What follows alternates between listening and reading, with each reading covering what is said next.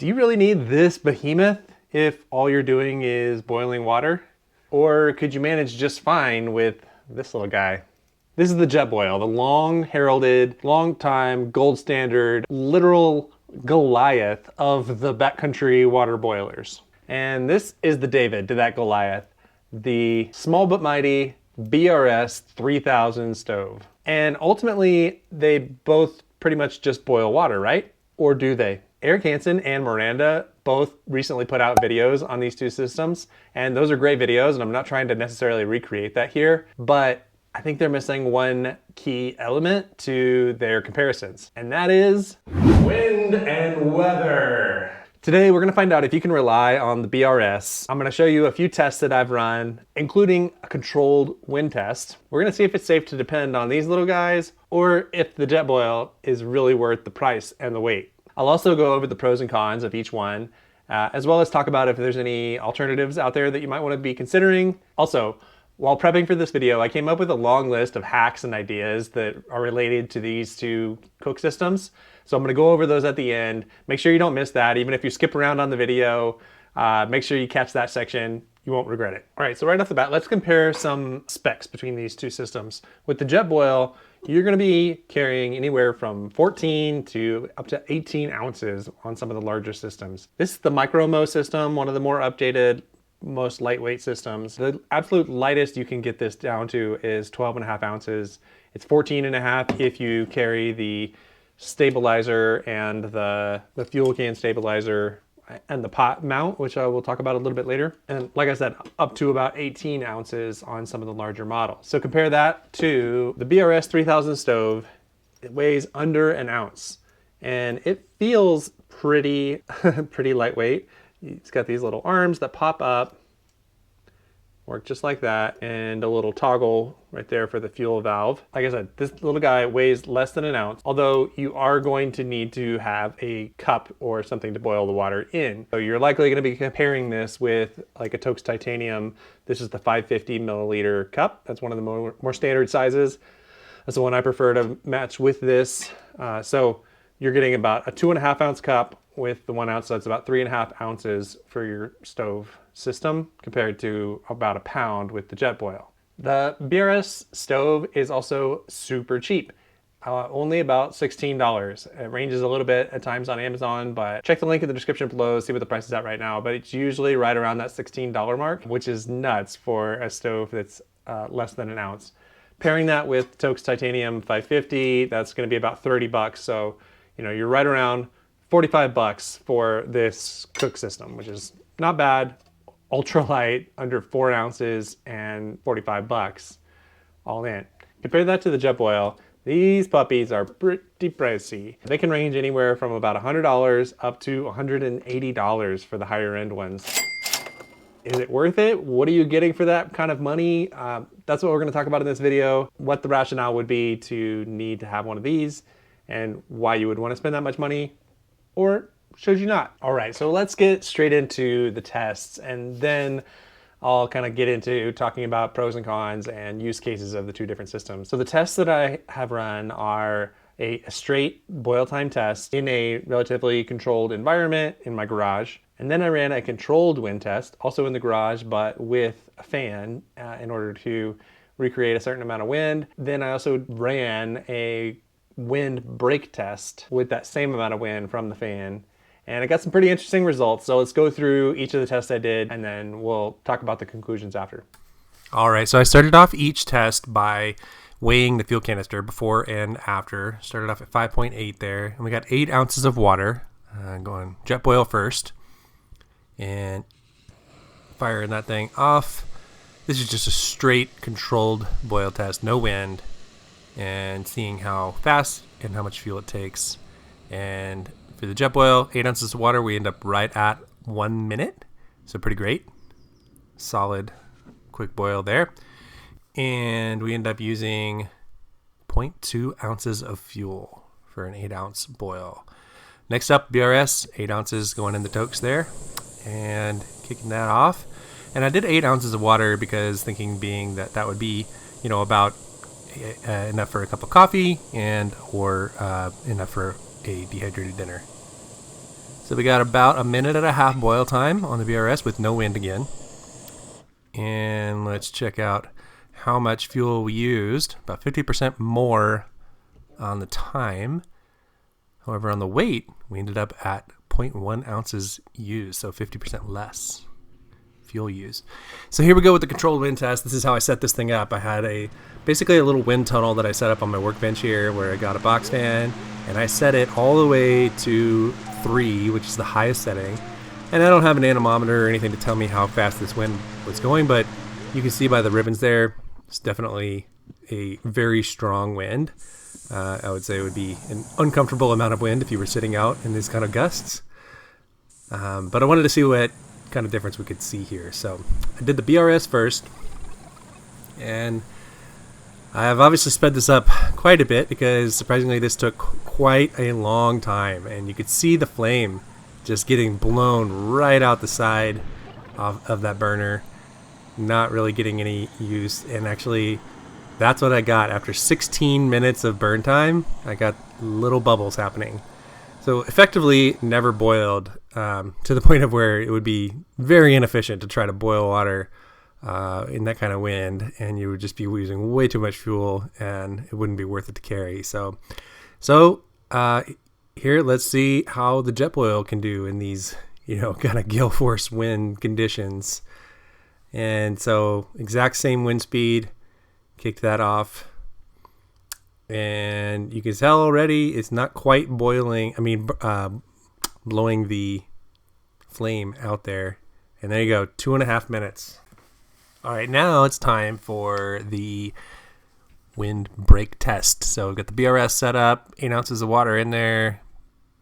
Gonna kick this thing off with the fan on high again. And I just set a piece of aluminum foil there, open on one side, just blocking the wind. You could kind of see it was already doing a much better job of keeping that flame from getting blown out there.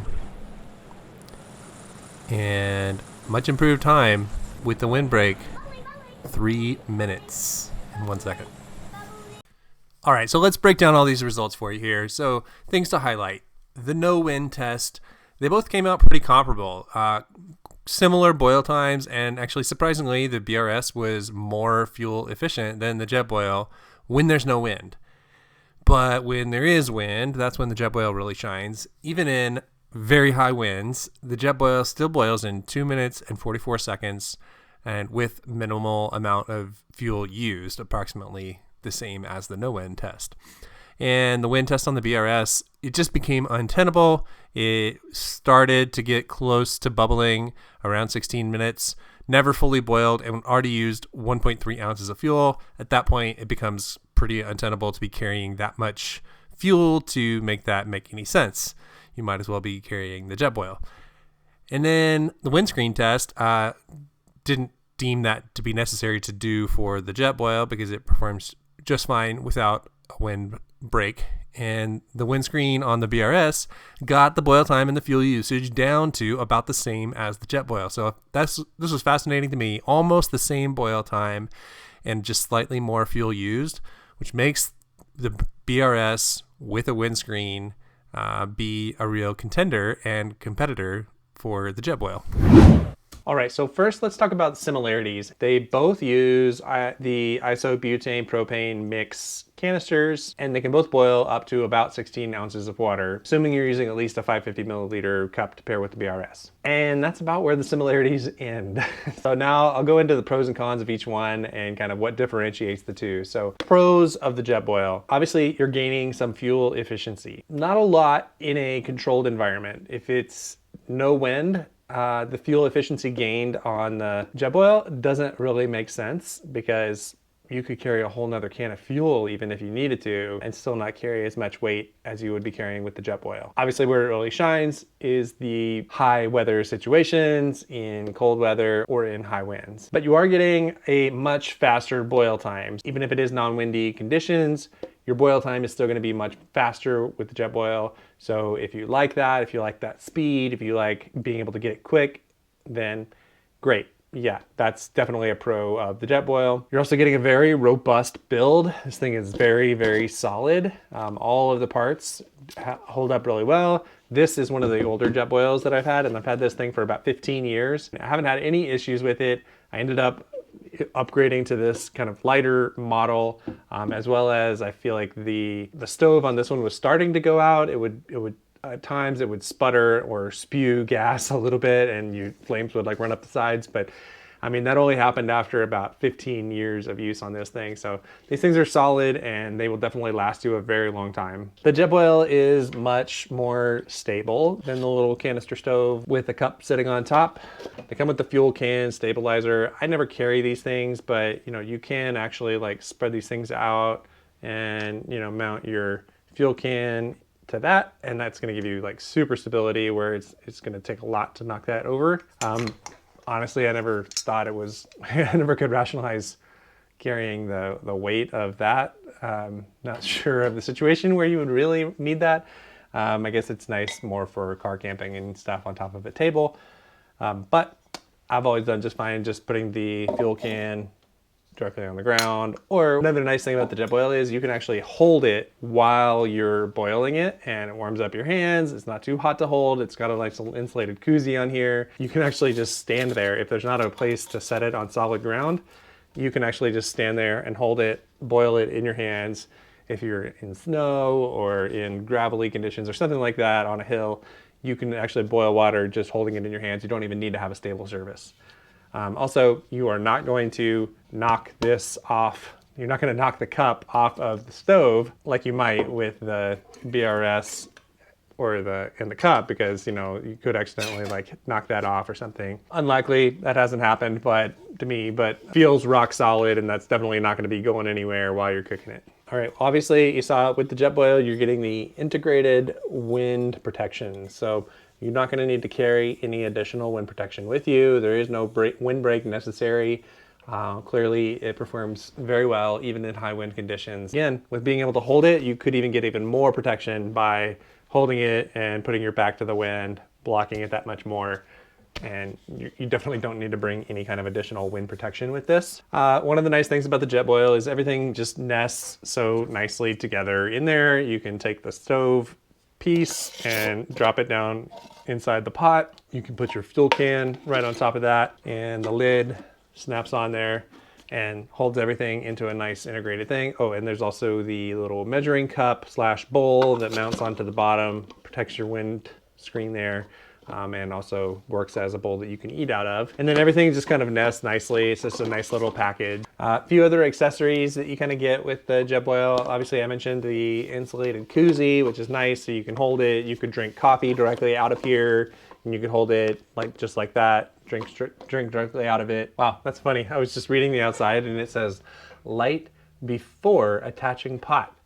And I have never done that in all the 15 years I've been using a Jetboil. I have never lit it and then attached the Jetboil. So that's fascinating. Let me know. Did you know that? Have you ever done that before? Does anybody know why you should do that? If so, comment below. I'm curious. That seems wild to me. Anyway, back to the accessories. It comes with a integrated lid that is see-through, so you can see when it's boiling. It does have little steam vent holes right there, and a little sipper edge that's perfect for drinking your tea or coffee out of it. I don't know why you would drink tea out of it, because that seems gross. I always figured that tea was just going to taste like hot brown water. And you know what? I was right. Yeah, it's horrible. No, thank you. But coffee, definitely a win. Speaking of coffee, Jetboil makes an accessory called the Jetboil French Press. And this thing is pretty cool because you can integrate it directly into the Jetboil. So this kind of fits directly into the lid. You can put your little you can put the little stem right through the middle of the Jetboil lid and then screw it onto the French press screen. And then that way, and then you boil your water, you put your coffee down in there, and you can French press it just like that. And then you can either pour the coffee out or even just cowboy coffee it, drink it right out of there like that. And I mentioned it comes with a pot stand that you can use. These adjust like so. You can pop these out once you get it out of the pot. And then that way you can use the Jetboil with other pots and pans. However, my experience has been it is very difficult to cook on the Jetboil because it is such an intense heat in that one spot. It's very hard to get an even cook over the pan. You got to cook it really, it takes a certain kind of thing that you're cooking in order to kind of cook it really fast in one spot that's really hot. It's hard to get the entire pan heated evenly. To me, that's never been one of the pros of the Jetboil, but it does come with that. So you do have that option if you wanted to try it.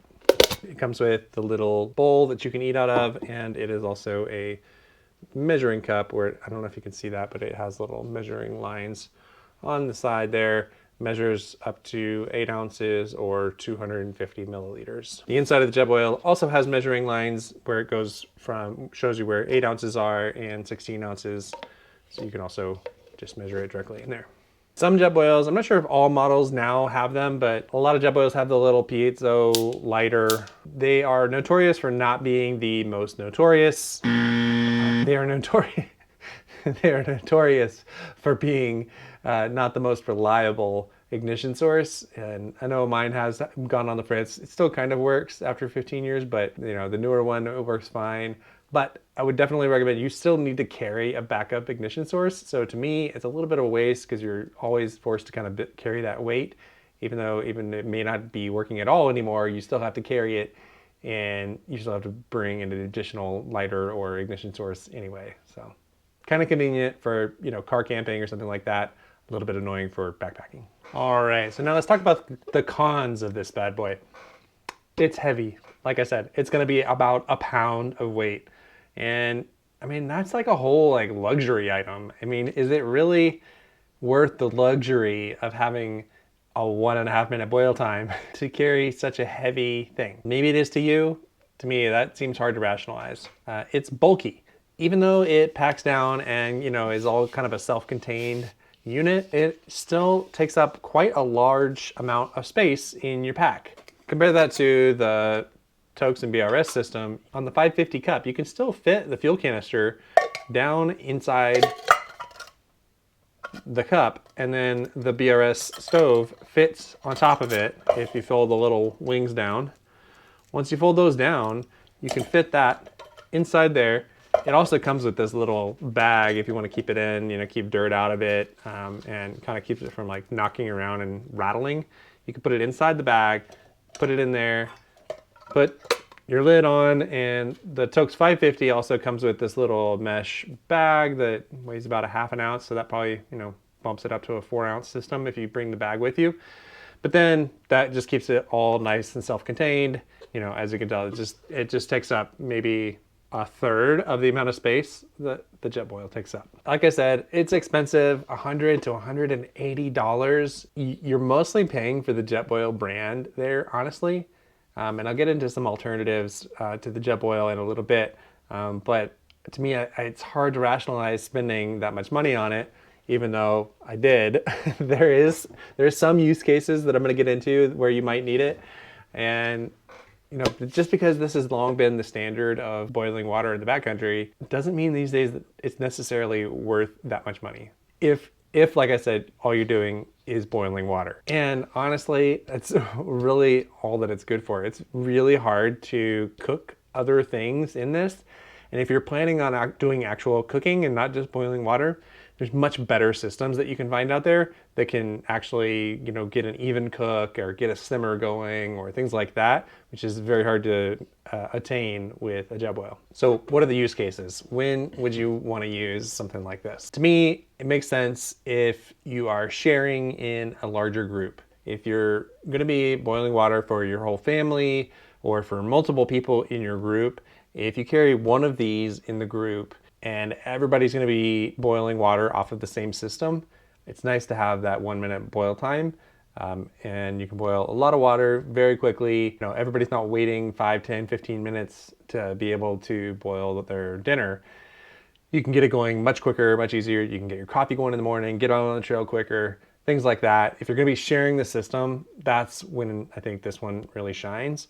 But you've got to have like at least 3 people, I think, to rationalize carrying this much weight and, you know, gaining that kind of fuel efficiency. And if you have like less than 3 people, honestly, it probably doesn't make sense. You probably don't get the efficiency that you need to rationalize bringing something this heavy and expensive. However, if you are sharing it in a group, you are still going to have to bring another cup. So everybody still has to have their own thing that they're drinking out of. So, you know, it could be a silicone cup or mug or something like that, but you're still going to have to bring an additional piece of weight to drink because, you know, you can't drink out of it easily. If you were carrying it by yourself, you can drink directly out of it, but obviously you're not really going to want to do that if you're sharing it and everybody's going to be waiting on, you know, boiling water in it.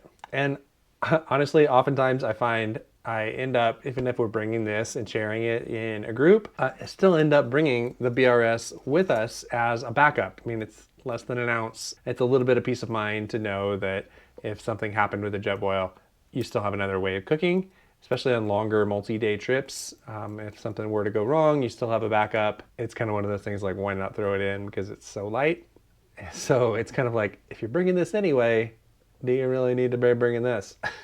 Another use case, like I said, if you need to be boiling water very quickly, this is very nice. If time is your priority and not space or weight, which honestly, I can't really think of a situation where that's going to be the case. Like if that was the case, then like fast packing or something like that, you're not going to want to be carrying this much weight anyway. To me, it doesn't make sense to rationalize that.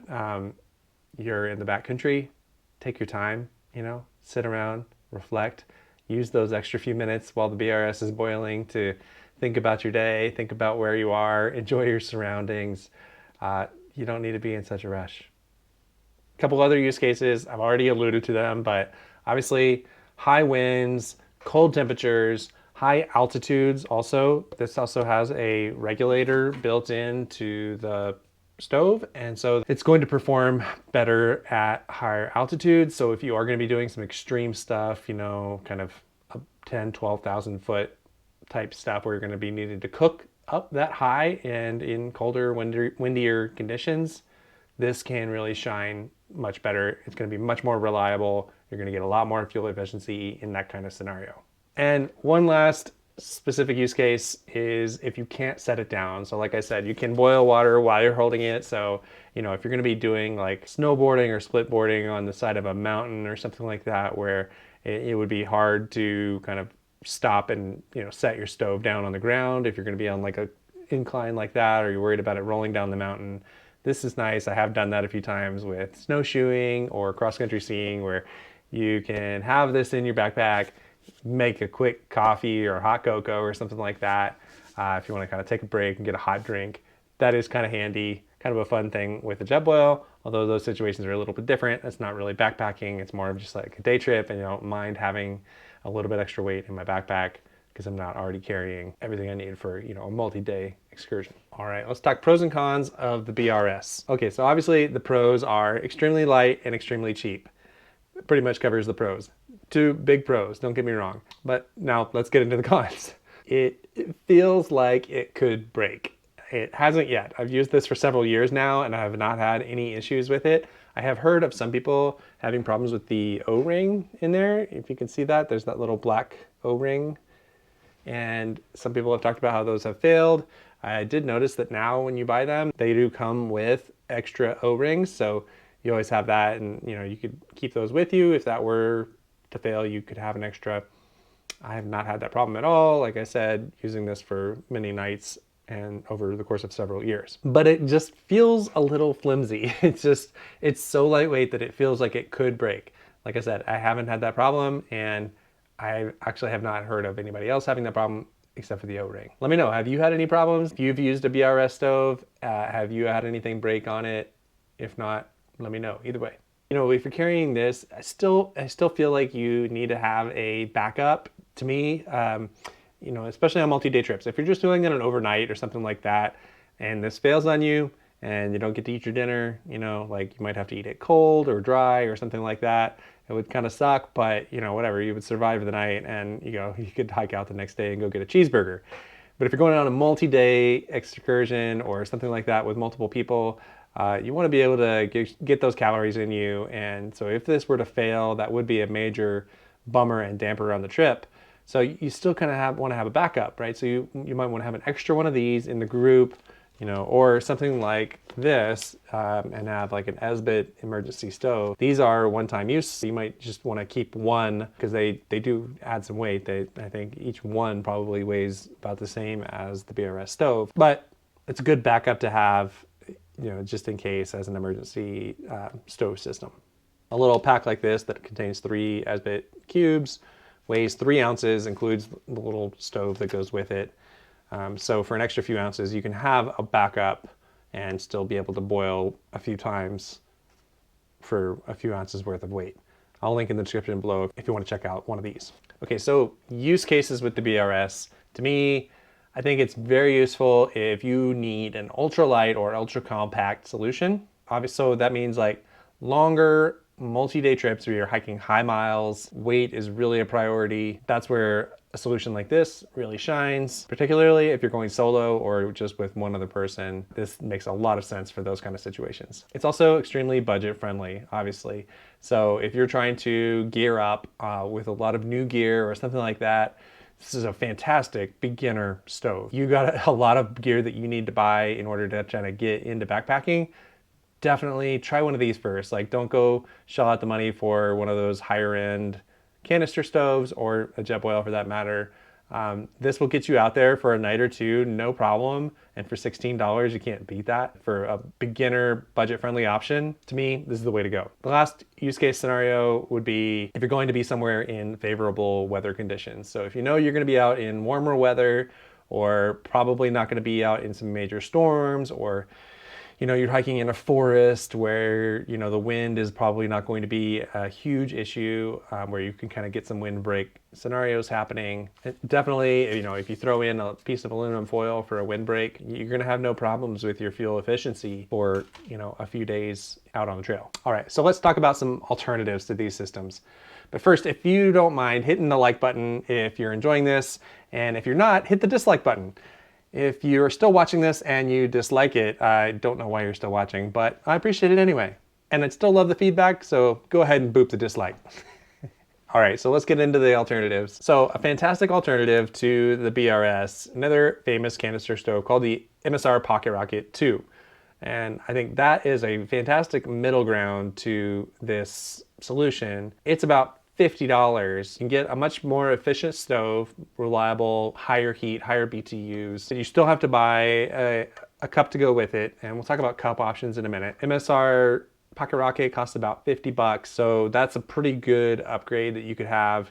It only weighs like 3.5 ounces, so you're only, you know, gaining a couple ounces of weight, but a much more efficient stove and burn. For less than $100, you're getting a much more lightweight solution where your total weight would be about 6 ounces with your cup and your stove, compared to 10 ounces more with a full pound of the Jetboil. So even though you'd still be spending close to $100, almost $100 for a Pocket Rocket solution or similar solution as well as a cup, you're still getting a very ultralight solution with that route.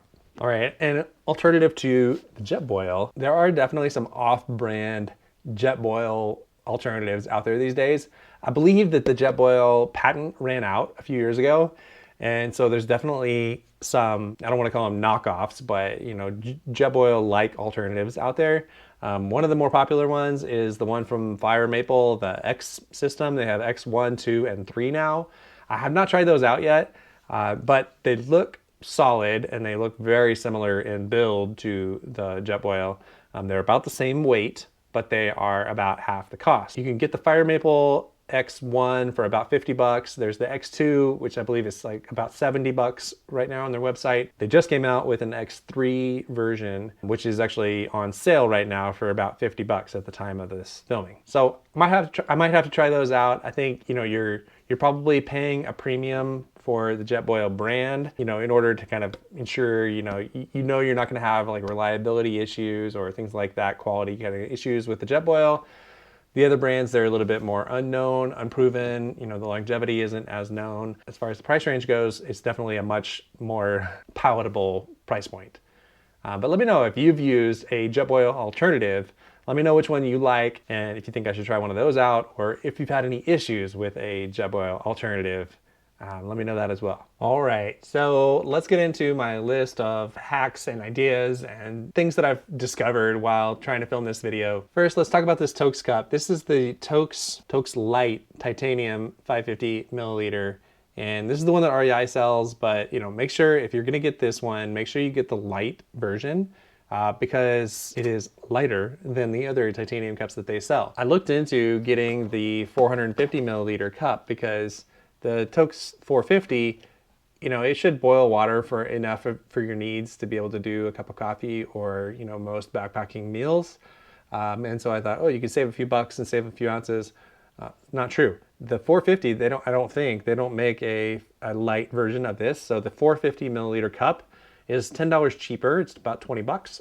However, it's the exact same weight as the 550 light, and it doesn't have a lid. You get a lid with the 550, but even without the lid, the 450 weighs the exact same as the 550 with the lid, 550 light. You can fit the fuel can into the 550. You can't fit that into the 450. So skip the 450. Go with the 550 light. Speaking of the lid, I did find in my testing that the lid makes very marginal difference on the boil time, except in very high winds. So if you're in a situation where you don't expect very high winds, you could ditch the lid if you wanted.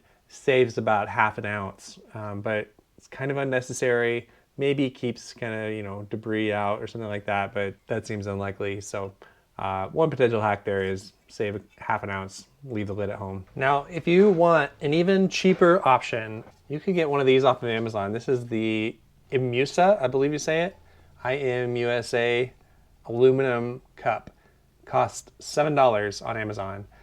And I'll link it below if you want to check it out. It's a fixed handle, no lid, aluminum pot from IMUSA.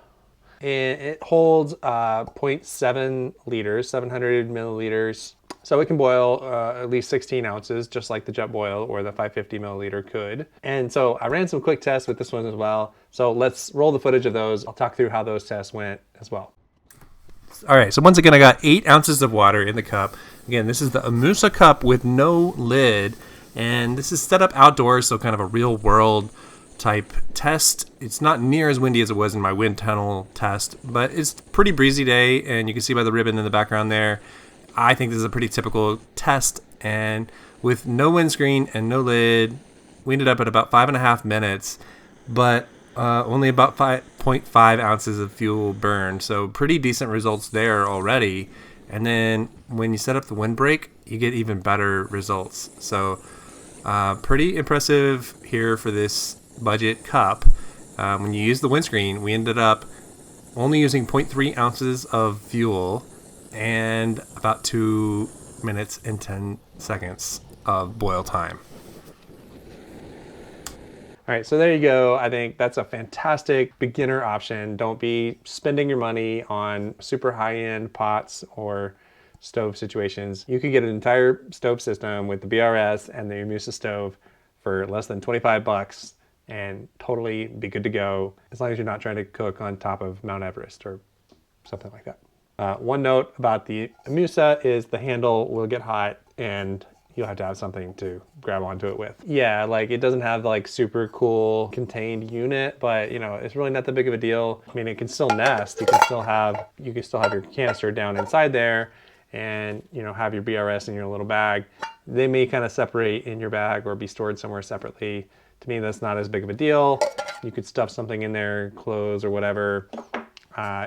It's gonna pack away just fine. It's just not quite as like sleek and all nested together. Couple quick notes about coffee options with these systems. Obviously, I talked about the Jetboil French press accessory. One hack with this is that this actually fits perfectly in the 550 cup. So that's a pretty cool hack. You could buy one of these and use it with your Tokes BRS system. It fits perfectly into that cup. You could boil your water, put your coffee in the water, use the use the French press system there. And then you can either pour this into a separate cup that you have if you have like another silicone mug, or just go ahead and like press the coffee grounds down in there and then pull the little pole off and then just cowboy coffee it and drink it just like that. And that's going to stay down in there. And it's not going to come out unless you reattach the pole to pull it back out. So to me, that's a pretty fantastic hack for the Tokes and BRS system. And then once you screw it back in, you can just pop it back out, clean it out, good to go.